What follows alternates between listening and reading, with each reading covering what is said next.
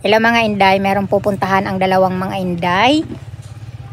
Ayan, pag pumunta si madam sa bayan, sigurado dadaanan ako niyan at kailangan sama kaming papunta doon sa bayan.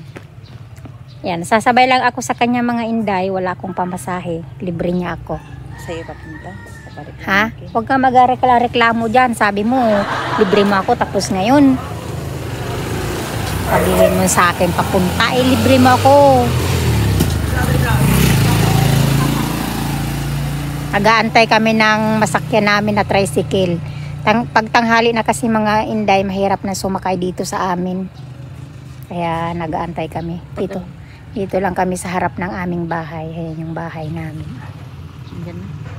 Ayan na mga inday yung sasakyan. Diyan na yung aming mga tsukutsi namin. Ayan. Let's go mga inday. Ang ganda ng kutsi namin, oh. Let's go. Ayan, malapit na kami mga inday dito sa aming pupuntahan. Dito na nga kami mga inday.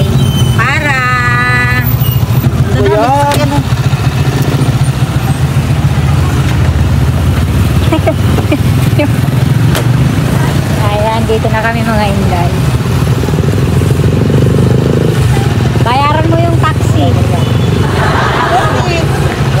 Doon na lang. Dahil walang barya, doon na lang sa paradahan. Ayan, dito na kami mga inday.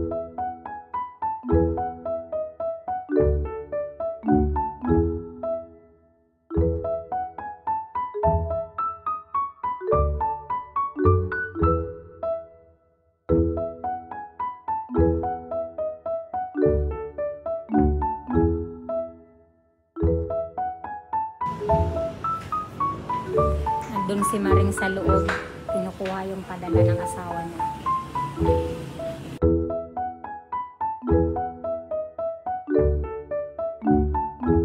Nga mga inday, nakuha na namin. Saglit lang pala mga inday magpila sa LBC. Ayan, yan lang naman yung kinuha namin mga inday. At syempre uwi na kami, katpakita mo nga Maring. Yan yung laman yung kinuha ni Maring. Ayan. Kapak lang palang kinuha niya. Ayan, uwi na kami mga inday.